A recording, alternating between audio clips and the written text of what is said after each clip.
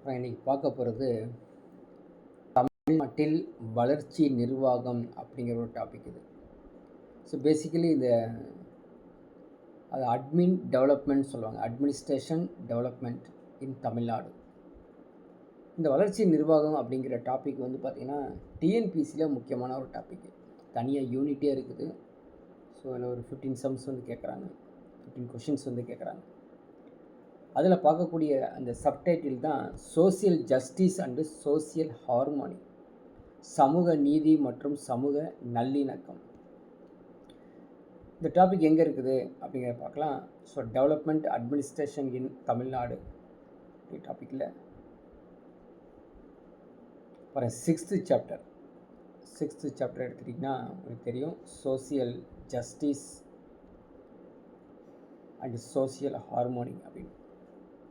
6th standard polity dam 2 lesson 1, 6th standard polity dam 1 lesson 1 and 2, 7th standard polity dam 1 lesson 1, 11th economics lesson 13, 12th ethics lesson 2. So எல்லாமே சேர்ந்தது தான் இந்த topic. So இந்த topic பொறுத்த வரைக்கும் நேரடியாக questions எல்லாமே வந்து கேட்க போகிறதில்ல. எல்லாமே வந்து ஒரு ஸ்டேட்மெண்ட் அசர்ஷன் மாதிரி தான் அந்த கொஷின்ஸை கேட்பாங்க. அதுக்கு தகுந்தாலும் நம்ம படிச்சுட்டு ரெடி ஆகிக்கணும். நிறையா வந்து தியரட்டிக்கல் பார்ட் தான் இருக்கும். ஸோ நிர்வாகம் எப்படி நடந்திருக்குது அப்படிங்கிறதான் டீட்டெயில்ஸுங்க கொடுக்க போகிறோம். ஃபஸ்ட்டு சமூக நீதி, சமூக நல்லிணக்கம் அப்படிங்கிறது ஒரு முக்கிய இம்பார்ட்டண்ட் டேர்ம்ஸ் அப்படிங்கிறத பார்க்கலாம். ஸோ என்ன முக்கியமாக பாருங்கள், சோசியல் ஜஸ்டிஸ், சமூக நீதி அப்படின்னு சொல்கிறோம். ஸோ இம்பார்ட்டண்ட் டேர்ம்ஸ் இது, கீ டேர்ம்ஸ். சோசியல் ஹார்மோனி, சமூக நல்லிணக்கம். அதே மாதிரி சோசியல் டெவலப்மெண்ட், சமூக மேம்பாடு. எக்கனாமிக் டெவலப்மெண்ட், பொருளாதார மேம்பாடு. சரிங்களா? இந்த 4 டாபிக்ஸ் ஒரு முக்கியமானது. இந்த 4 டாபிக்ஸ்லேருந்து தான் இந்த கம்ப்ளீட் சிலபஸே கவர் ஆக போகுது. ஃபஸ்ட்டு பார்க்கலாம், இந்த சமூக நீதி நாள் உறுதிமொழி அப்படிங்கிறது தெரியும். ஸோ எல்லா கட்சிக்காரங்களும் இதை பயன்படுத்துவாங்க. அது இருந்தாலும் நம்ம எக்ஸாம்பிள் எப்படி கொஷின்ஸ் கேட்குறாங்க அப்படின்னா, எந்த டேட்டுன்னு கேட்பாங்க. அந்த டேட்டை வந்து மனப்பாடம் பண்ணி வச்சுக்கோ. செப்டம்பர் 17, அதான் வந்து சோசியல் ஜஸ்டிஸ் டே அப்படின்னு சொல்கிறோம். சமூக நீதி நாள் என்று அழைக்கப்படக்கூடிய அந்த தினம் அப்படிங்கிறது, இந்த டே அப்படிங்கிறது செப்டம்பர் 17. அது என்னங்கிறது தெரியும். ஸோ அனைத்து கட்சிகளும் அதை பயன்படுத்தக்கூடிய ஒரு முக்கியமான டைம் தான். ஸோ பிறப்புக்கும் எல்லா உயிருக்கும், அதுக்கப்புறம் யாதும் ஊரே யாவரும் கேளீர், இதெல்லாம் ஜஸ்ட்டு கோத்ரூ பண்ணிக்கங்க. ஸோ முக்கியமான பிளேஸ்க்கு வந்ததுன்னா 3 டைப்ஸ் ஆஃப் ஜஸ்டிஸ் கேரண்டீடு இன் ப்ரீஹம்பிள் நம்மளுக்கு தெரியும் இல்லையா? அதாவது இந்தியன் கான்ஸ்டியூஷன்ஸ் இந்த முன்னுரை, முகப்பு உரையில் வந்து ஒரு உத்தரவாதம் அளிக்கப்படக்கூடிய 3 வகையான நீதி அப்படின்னு கேட்டிங்கன்னா, சோசியல் ஜஸ்டிஸ் சமூக நீதி, எக்கனாமிக் ஜஸ்டிஸ் பொருளாதார நீதி, பொலிட்டிக்கல் ஜஸ்டிஸ் அரசியல் நீதி. இதான் முக்கியமான கொடுத்துருக்காங்க. அதில் ஃபஸ்ட்டு சோசியல் ஜஸ்டிஸ் அப்படிங்கிறது என்ன அப்படின்னு பார்க்கலாம். சமூக நீதி என்ன, சமூகத்தில் இருக்கக்கூடிய, நம்ம சொசைட்டியில் இருக்கக்கூடிய ரிசோர்ஸஸ் சொல்லக்கூடிய வளங்கள், ஆப்பர்ச்சுனிட்டிஸ் சொல்லக்கூடிய வாய்ப்புகள், அதே மாதிரி சலுகைகள் வந்து யாருக்கும் குறைவோ நிறையோ, ஒருத்தருக்கு அதிகமாக ஒருத்தருக்கு குறைவாக கொடுக்கக்கூடாது. அதுதான் வந்து சோசியல் ஜஸ்டிஸ். மக்கள் வெற்றி பெற சம வாய்ப்புகள் கொடுக்கணும். சமத்துவமின்மை, இன்ஈக்வாலிட்டி, அதே மாதிரி செப்பரேஷன் சொல்லக்கூடிய ஏற்றத்தாழ்வுகள் இருக்கக்கூடாது. ஆப்பர்ச்சுனிட்டிஸ் டினைடு, ஸோ சாதியால் வாய்ப்பு மறுக்கக்கூடாது அப்படிங்கிறதான் இந்த சமூக நீதியை சொல்லப்படுது. இது இல்லாமல் சில இனங்கள், மதங்கள், சாதிகள், மொழிகள், பண்பாடுகளை வந்து ஆதிக்கம் செலுத்தி அநீதி பண்ணக்கூடாது. டாமினன்ட் குரூப் வச்சுருப்பாங்களே, ரேஷியல் பேஸ்டு, ரிலீஜியஸ் பேஸ்டு, அது பண்ணக்கூடாது. உரிமைகள் சமமாக பெற்றிட வேண்டும், அதான் சமூக நீதி. அதே மாதிரி சோசியல் ஹைரார்கின்னு சொல்லக்கூடிய வர்ண சிஸ்டம், சதுர்வர்ண அமைப்பு வந்து வேணும் அப்படிங்கிறதெல்லாம் வந்து இந்த ஃபஸ்ட்டு திங்ஸில் சொல்கிறோம். அதுக்கப்புறம் what are the 5 principles of social justice அப்படின்னு, what are the 5 principles of social justice அப்படின்னு பார்த்தோம்னா, ஆக்சஸ் டு ரிசோர்ஸ், வளங்களை அணுகுதல் தேவைப்படுது. ஈக்விட்டி, சம பங்கு. பார்ட்டிசிபேஷன் பங்கேற்பு, டைவர்சிட்டி பன்முகத்தன்மை, ஹியூமன் ரைட்ஸ் மனித உரிமைகள். ஸோ இதான் வந்து 5 பிரின்சிபிள்ஸ் ஆஃப் சோசியல் ஜஸ்டிஸ். அதில் ஈக்குவாலிட்டியும் ஈக்விட்டியும் ஒரு ஒரு மேப், அதாவது ஒரு டயக்ராமில் ஒரு படத்தில் நம்மளுக்கு காமிக்கிறாங்க. ஈக்குவாலிட்டி எப்படி இருக்கும், சமத்துவம் எப்படி இருக்கும், சம பங்கு எப்படி இருக்கும் அப்படிங்கிறது. ஸோ அனைவருக்கும் எல்லாமே கொடுக்கறது தான் இந்த ஈக்குவாலிட்டி அப்படிங்கிற ஒரு புரிதலுக்காக கொடுக்கப்பட்டுள்ளது. அது என்னங்க படிக்கலாம். சமத்துவம் சம பங்கு அப்படின்னு. சமத்துவம் என்ன? ஸோ எந்த ஒரு தனிநபர், ஒவ்வொரு தனிநபர், ஸோ இண்டிவிஜுவல்ஸ் இல்லையா, அது மக்கள் குழு குரூப்ஸ், ஏதாவது ஒரே வளங்கள் அல்லது வாய்ப்புகள் வழங்கப்படுகின்றன, அதான் வந்து சமத்துவம். சரிங்களா? இப்போ வந்து பார்த்திங்கன்னா சில நபருக்கு வந்து சில சூழ்நிலைகளில் சம பங்கு கொடுக்குற மாதிரி இருக்கும், அதான் வந்து ஈக்விட்டி அப்படின்னு சொல்கிறோம். சமமான முடிவை அடைய தேவையான சரியான ஆதாரங்களும் வாய்ப்புகளும் ஒதுக்குகிறதா இந்த ஈக்விட்டி அப்படிங்கிறது. இதில் ஒரு 6 எலமெண்ட்ஸ் முக்கியமாக இருக்குது. 6 எலமெண்ட்ஸ், சமூக நீதிக்கான 6 கூறுகள் நம்ம கொஞ்சம் மனப்பாடம் பண்ணி வச்சுக்கணும். ஸோ எலமெண்ட் 1 அப்படின்னா செல்ஃப் லவ் அண்டு நாலேஜ், சுய அன்பு மற்றும் அறிவு. ரெண்டாவது வந்து ரெஸ்பெக்ட் ஃபார் அதர்ஸ், பிறருக்கு மரியாதை. மூன்றாவது understanding issues of social justice, சமூக நீதி சார்ந்த சிக்கல்களை வந்து புரிஞ்சுக்கணும். Social movements and social change, சமூக இயக்கங்களும் சமூக மாற்றங்களும். அவேர்னஸ் ரைசிங், விழிப்புணர்வை அதிகப்படுத்துறது, ஏற்படுத்துறது. சோசியல் ஆக்ஷன், சமூக செயல்பாடு. இதெல்லாம் வந்து ஒரு 6 கூறுகள் தெரிஞ்சு வச்சுக்கணும். இப்போது ஒரு கம்பேரிஷன் பார்க்குறோம். சோஷியல் இன்ஈக்குவாலிட்டிக்கும் இந்தியாவிலையும் வெஸ்டர்ன் கண்ட்ரீஸ்லையும் என்ன வேறுபாடு அப்படின்னு பார்க்க போகிறோம். இப்போது இங்கிலீஷ், அதாவது இந்த லண்டன் சைடில் இருக்கக்கூடிய அவங்க பார்த்திங்கன்னா எக்கனாமிக் இன்ஈக்குவாலிட்டி, பொருளாதார சமத்துவமின்மை. சோஷியல் இன்ஈக்குவாலிட்டி, சமூக சமத்துவமின்மை. அதே மாதிரி social economic structured inequality based on வர்ணாசிரம தர்மா. வர்ணாசிரம தர்மாங்கிறது அடிப்படையாக கொண்டு தான் இந்த சமத்துவம் வந்து பண்ணுறாங்க. அதில் முக்கியமானது என்ன அப்படின்னு பார்த்தீங்கன்னா, social justice is essential for equality. சமத்துவத்தை கொடுக்கறது தான் முக்கியமானது. வாய்ப்புகள் கொடுக்குறது, நாட்டினுடைய வளர்ச்சி, அமைதி, நல்லிணக்கம், அதே மாதிரி ஜெண்டர் ஈக்குவாலிட்டி, பாலின சமத்துவம் கொடுக்குறது. இப்போ இந்தியாவுடைய சமூக நீதி எடுத்துக்கிட்டோம் அப்படின்னா பேஸ்டு ஆன் கேஸ்ட், சாதி அடிப்படையில் இருக்குது, பாலின அடிப்படையில் இருக்குது, பேஸ்டு ஆன் ஜெண்டர்லேயும் இருக்குது. அப்போ மனித உணர்வுகள், மனிதர் பிறக்கும் வழக்கம் எல்லாத்தையும் பொறுத்து இங்கே மாற்றங்கள் கொடுக்கப்படுது.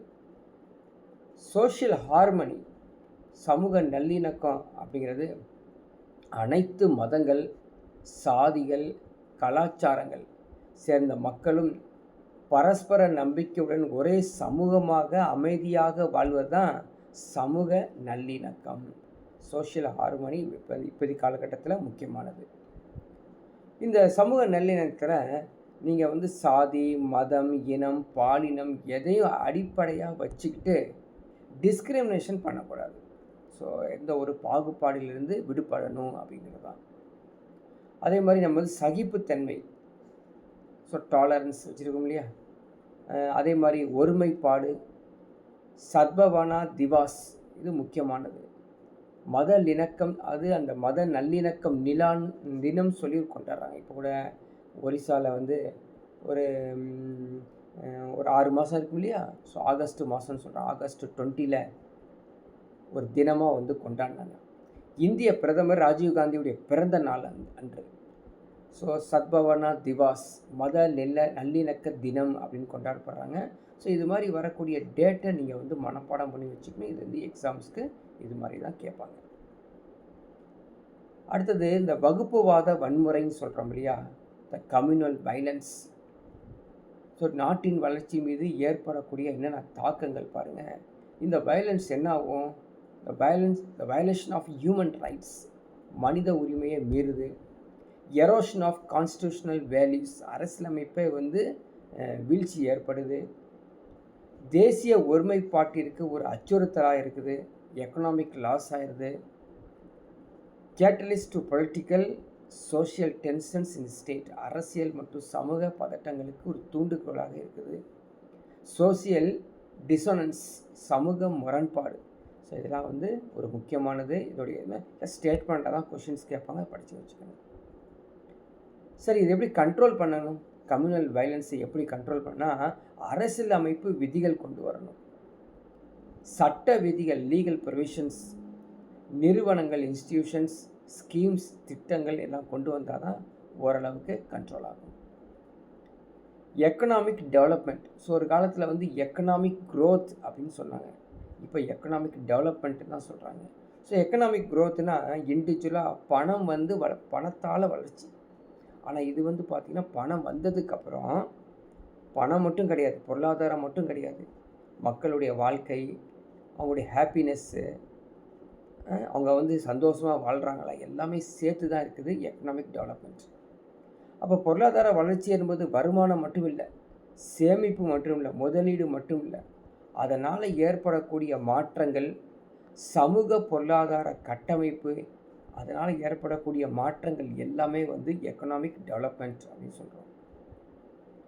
சோஷியல் டெவலப்மெண்ட், சமூக முன்னேற்றம் அப்படின்னா என்ன அப்படின்னு பார்த்தீங்கன்னா, சமூகத்தில் ஒரு தனிநபராக இருக்காருன்னா அவருடைய நல வாழ்வில் ஒட்டுமொத்த முன்னேற்றம் இருக்கணும்.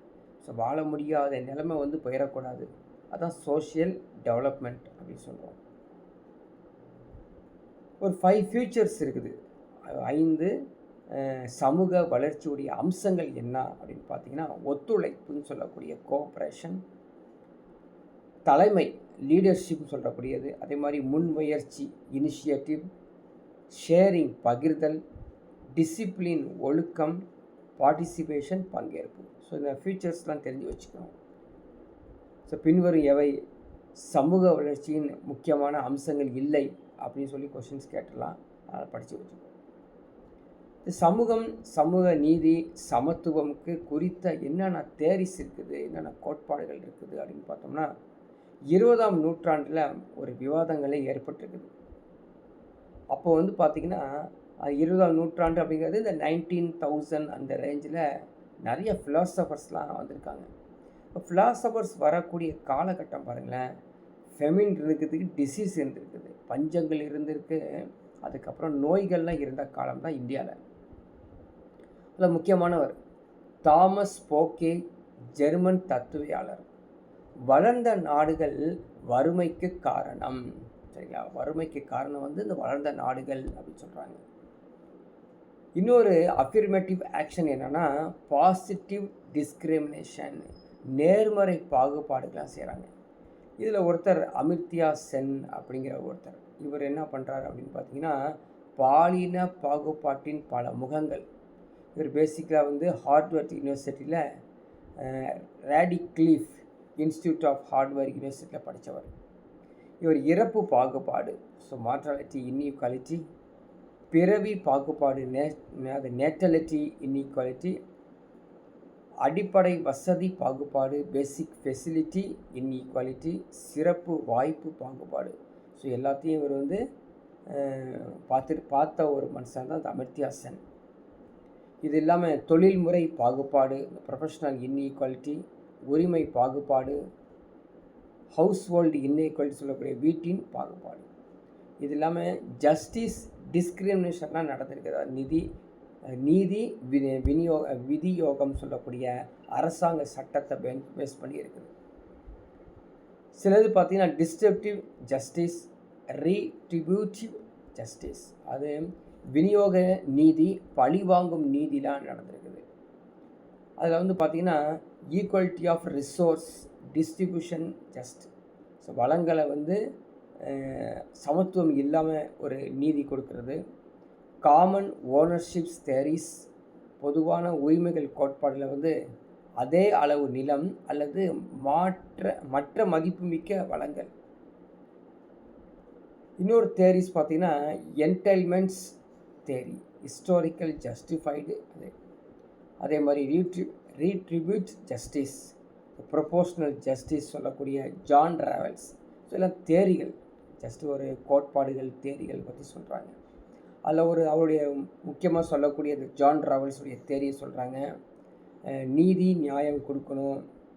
அறியாண்மை திரை படைப்புகள் அவருடைய படைப்புகள் பற்றி சொல்கிறாங்க. இந்த தேரி ஆஃப் ஜஸ்டிஸ் நீதி கோட்பாடு 1971 அவர் கொடுத்த படைப்பு.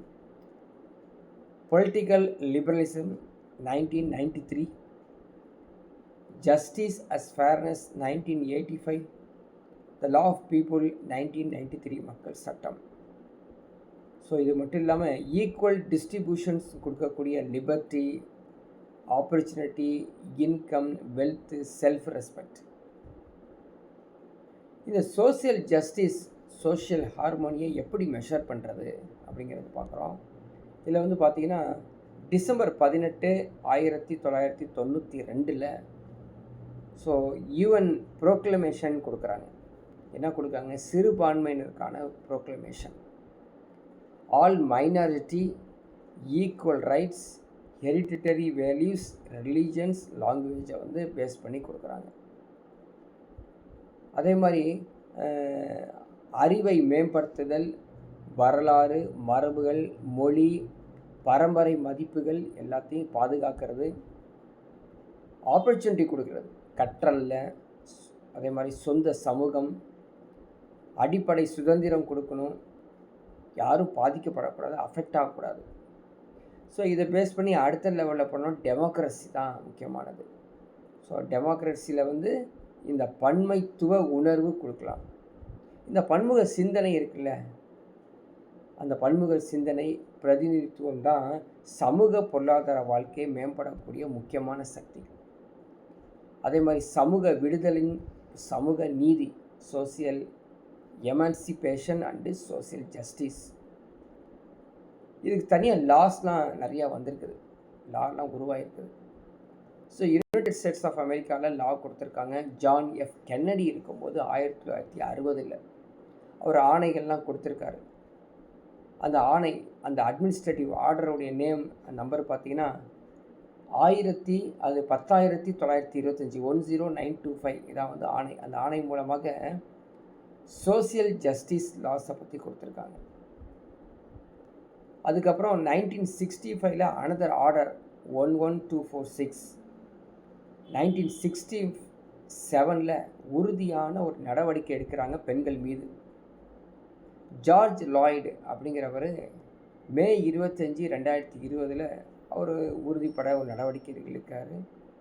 இதே போல் அமெரிக்காவில் பார்த்த மாதிரியே சவுத் ஆஃப்ரிக்காலையும் 1994 எம்ப்ளாய்மெண்ட் ஈக்விட்டி வேலைவாய்ப்பு சமப்பங்கு கொடுத்துருக்காங்க.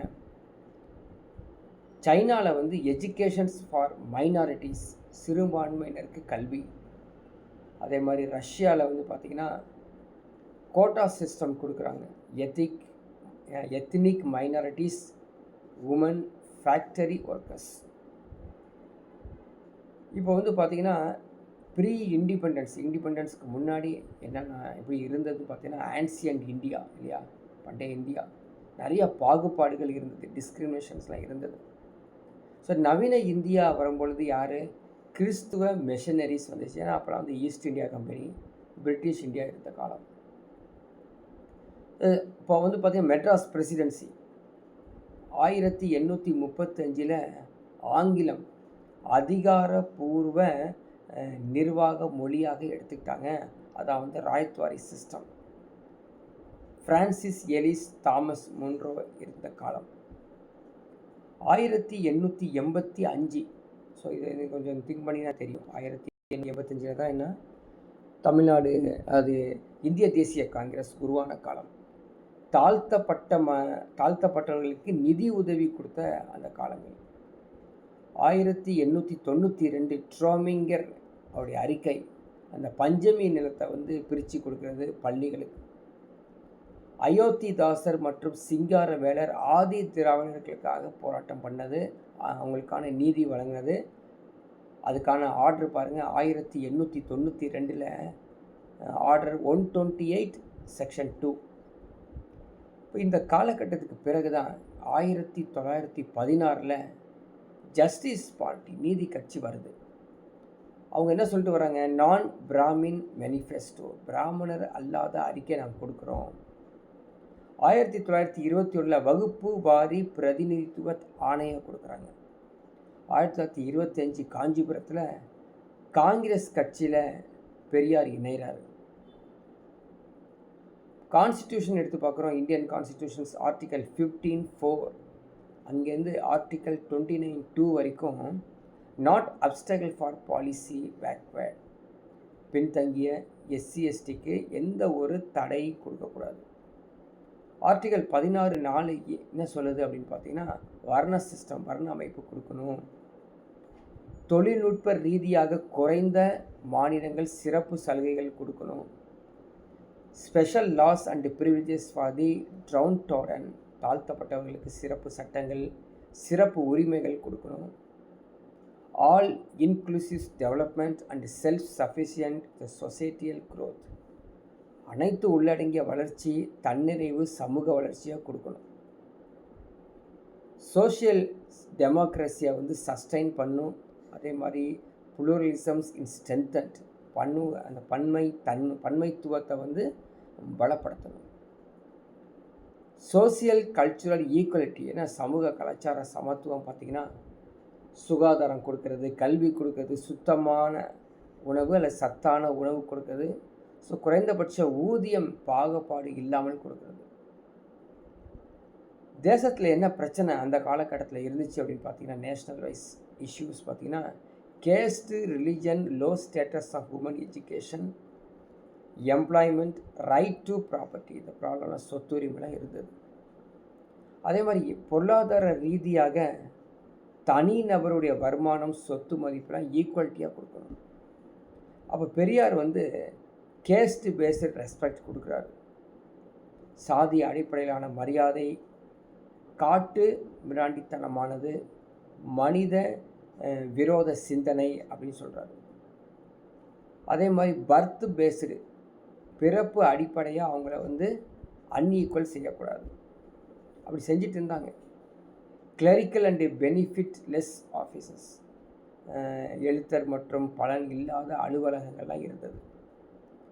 சோசியல் ஜஸ்டிஸ் அண்ட் ஈக்குவாலிட்டி, அதே தர்மா அதர்மா பனிஷ்மெண்ட். சாக்ரட்டிஸோடைய கூற்றுகள் பிரகாரம் என்னன்னா, anti justice people and their impact on the society, நீதிக்கு எதிரானவர்கள் மற்றும் சமூகத்தின் அவர்களின் தாக்கம் அப்படிங்களுடைய படைப்பு.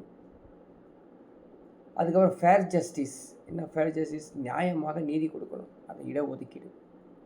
ப்ரொபோஷனல் ஜஸ்டிஸ், விகிதாச்சார நீதி. அதே மாதிரி பின்தங்கிய மிகவும் பிற்படுத்தப்பட்ட அட்டவணை ஒழுங்குமுறைப்படுத்தணும், பழங்குடிகளுக்கு அட்டவணை போட்டு கொடுக்கணும். இது மாதிரி ஒரு கமிஷன்ஸ் 1953 காக்கா கால்கர் கமிஷன்ஸ், இதை மனப்பாடம் பண்ணி வச்சுக்கணும். இதில் டேரக்ட் கொஷின்ஸ் கேட்பாங்க. ஸோ அல்லது மேட்ச் தி ஃபாலோயிங்கில் வரும். காக்கா கால்கர் கமிஷன்ஸ் எந்த ஆண்டுனா 1953. அதே மாதிரி அஃபிர்மேட்டிவ் ஆக்ஷன்ஸ், உறுதியான நடவடிக்கை எல்லாமே எடுக்கப்பட்டது. Social development schemes of Tamil Nadu அப்படின்னு தமிழ்நாடு தனியாக பார்த்தோம் அப்படின்னா என்னென்ன வருதுன்னு பாருங்கள். சோஷியல் டெவலப்மெண்ட் ஸ்கீம்ஸ்,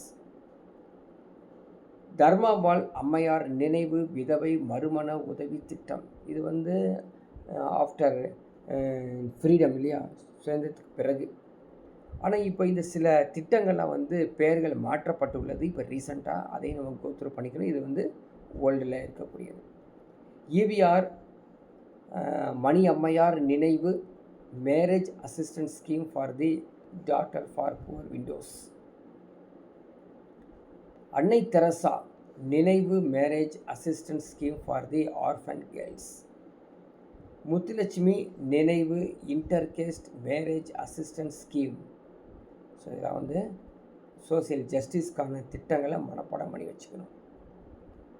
சத்யவாணி முத்து அம்மையார் நினைவு இலவச தையல் இயந்திரம் வழங்கும் திட்டம். ஆதரவற்ற திருநங்கைக்கான ஓய்வூதிய திட்டம். சத்திய அம்மையார் நினைவு அரசு குழந்தைகள் இல்லம். அதே மாதிரி CM girl child protection scheme, child adoption scheme, குழந்தை தத்தெடுப்பு திட்டம். மூவலூர் ராமா அமிர்தம் அம்மையார் உயர்கல்வி உறுதி திட்டம், புதுமை. இப்போ அந்த திட்டத்தை தான் இப்போ புதுமை பெண் திட்டமாக மாற்றிருக்காங்க, இன்னும் டெவலப்மெண்ட்டில். இதுக்கான சமூக நீதிக்கான சட்டங்கள் பாருங்கள்.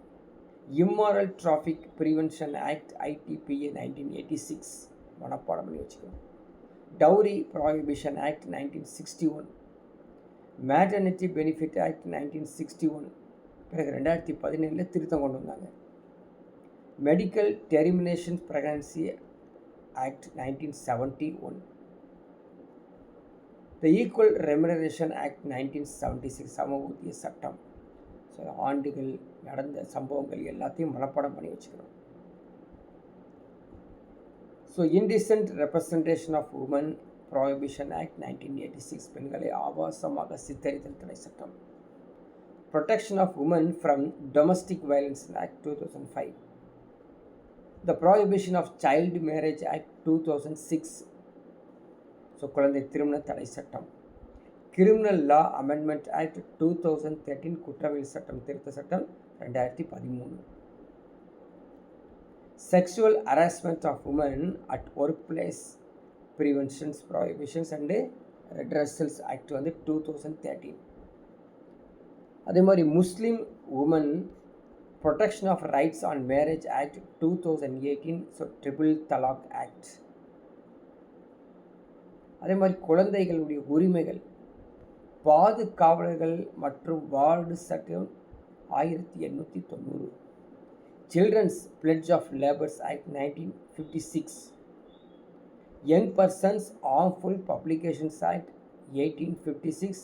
ஸோ நான் படிச்சுட்டு போகிறேன், ஜஸ்ட்டு ரீட் அவுட் பண்ணுற மாதிரி உங்களுக்கு தோணும். ஆனால் நீங்கள் இதை பிடிஎஃப்பை டவுன்லோட் பண்ணி மனப்பாடம் பண்ணி வச்சுக்கோங்க, யூடியூப்பில் அப்லோட் ஆனதுக்கப்புறம்.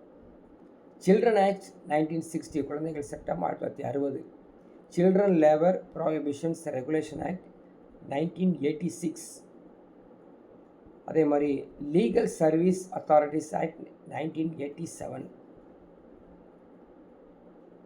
அதே போல் சிறார் நீதி அது குழந்தைகள் பராமரிப்பு மற்றும் பாதுகாப்பு சட்டம் 2000, சிறார் நீதி திருத்த சட்டம் 2015, commissions for protection of child rights act 2005,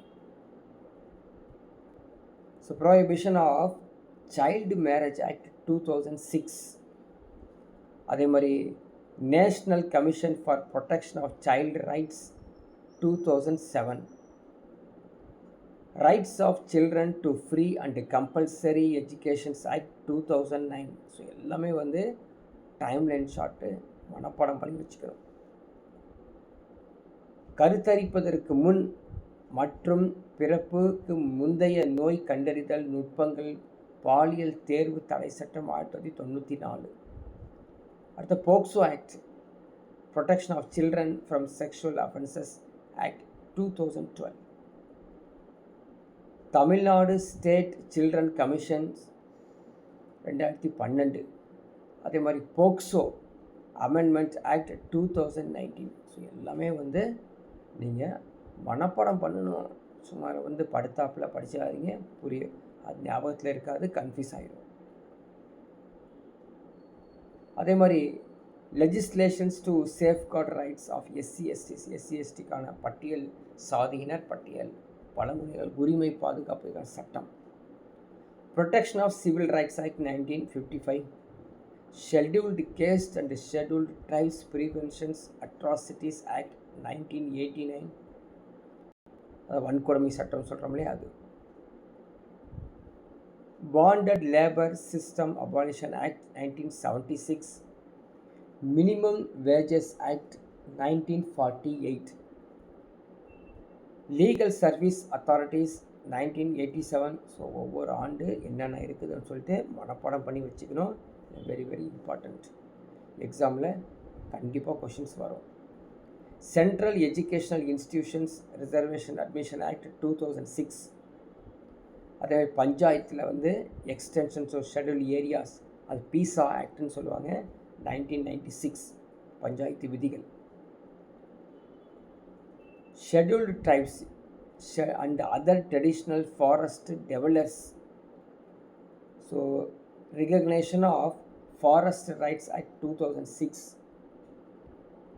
அதே போல் prohibition of employment as manual scavengers and their rehabilitations act 2013. So எல்லாத்தையும் நம்ம நீங்கள் ரிப்பீட்டடாக படிக்க தான் மனப்பாடம் ஆகும்.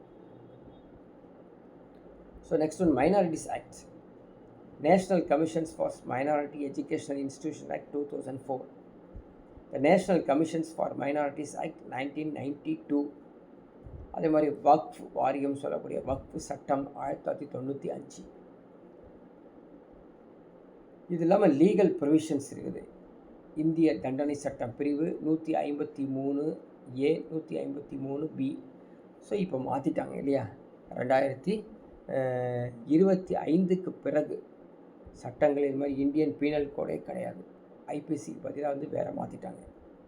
த communal violence prevention control and rehabilitations of victims bill 2005, வகுப்புவாத வன்முறை தடுப்பு மசோதா. அதே மாதிரி Manipur government first with its law against lynching 2018, அதாவது இந்த கொலைக்கு எதிரான சட்டத்தை கொண்டு வந்து அது கும்பலாக சேர்ந்து கொலை பண்ணுறது, அதை வந்து தடுக்கக்கூடிய சட்டம். டிஃப்ரெண்ட்லி ஏபிள்டு பர்சன்ஸ், மாற்றுத்திறனாளிகளுக்கான சட்டம்.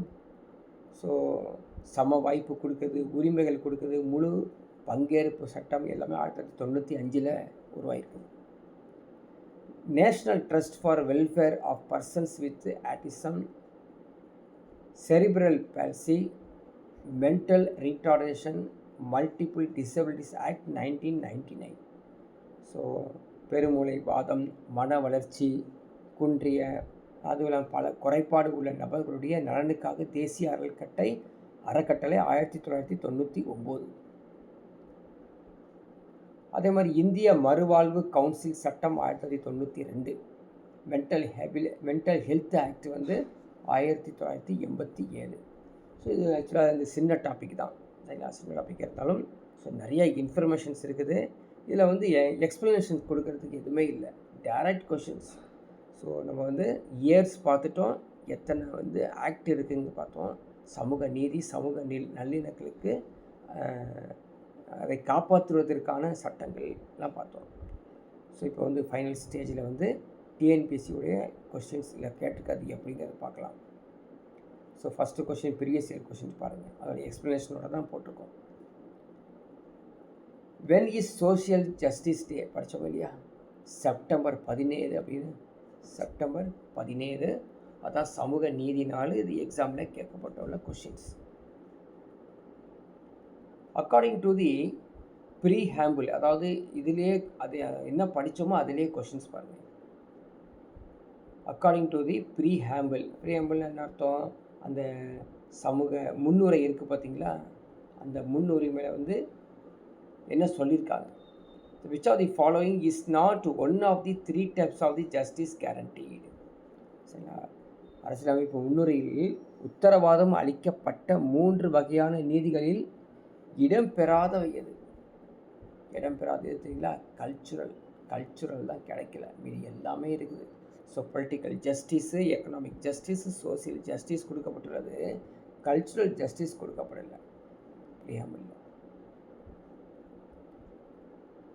ஸோ மூன்றாவது கேள்வி பாருங்கள், which concept recognizes that each person has different circumstances and allocates exact resource needed to reach and equal outcomes.